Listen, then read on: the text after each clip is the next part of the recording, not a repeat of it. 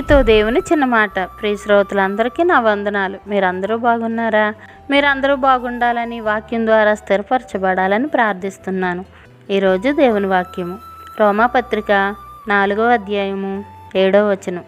ఎలాగనగా తన అతిక్రమములకు పరిహారము నొందినవాడు, తన పాపమునకు ప్రాయశ్చిత్తము నొందినవాడు ధన్యుడు. ప్రియా దేవుని బిడ్డలారా, తన అతిక్రమములకు పరిహారము నొందినవాడు.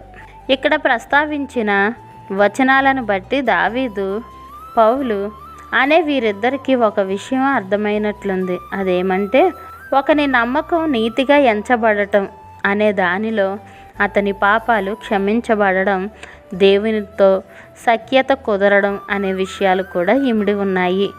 అవి శిలువపై క్రీస్తు మరణం ఆధారంగా కృపా కనికరాల ద్వారా దేవుడిచ్చే బహుమానం.